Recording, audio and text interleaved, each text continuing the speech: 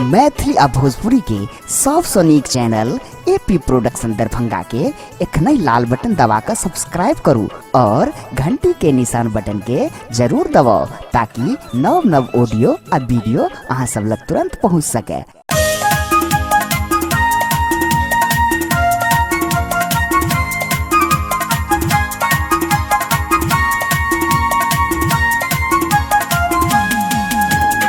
एखन अपने सब सुन रहल छी एपी प्रोडक्शन के प्रस्तुति।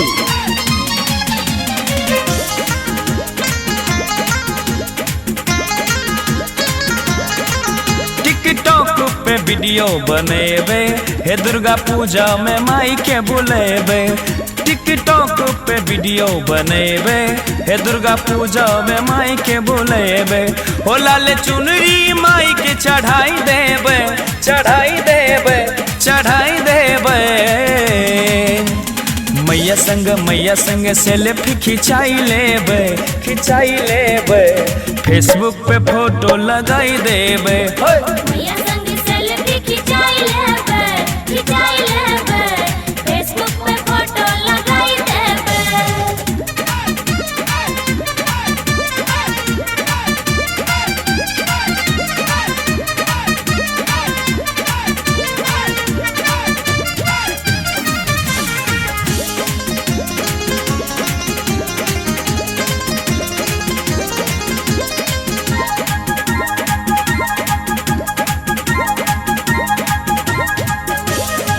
नवरत्न के दीवाना बनले ई जहान हो।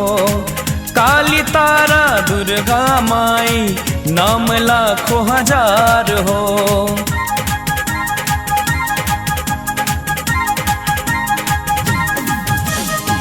नवरत्न के दीवाना बनले ई जहान हो।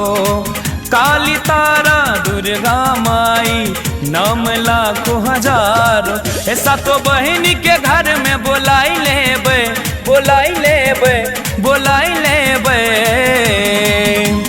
मैया संग सेल्फी खिंचाई लेबे, खिंचाई लेबे। फेसबुक पे फोटो लगाई देबे। मैया संग सेल्फी खिंचाई लेबे, खिंचाई लेबे। फेसबुक पे फोटो लगाई देबे।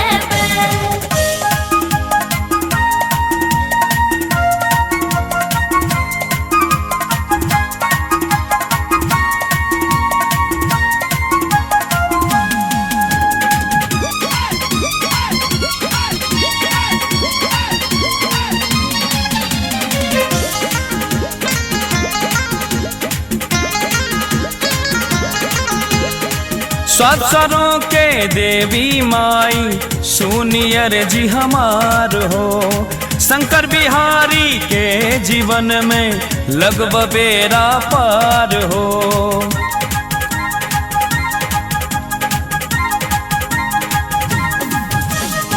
स्वरों के देवी माई सुनियर जी हमार हो। शंकर बिहारी के जीवन में लगब बेरा पार हो। हे मैया चरण में भजन सुनाई देबे, सुनाई देबे, सुनाई देबे। मैया संग सेल्फी खिंचाई लेबे, खिंचाई लेबे।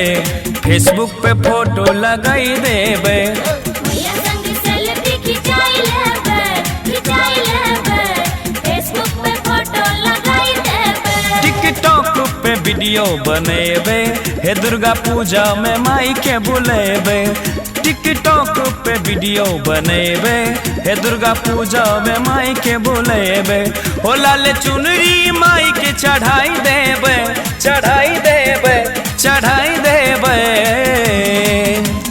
मैया संग सेल्फी खिंचाई लेबे, खिंचाई लेबे। फेसबुक पे फोटो लगाई देबे।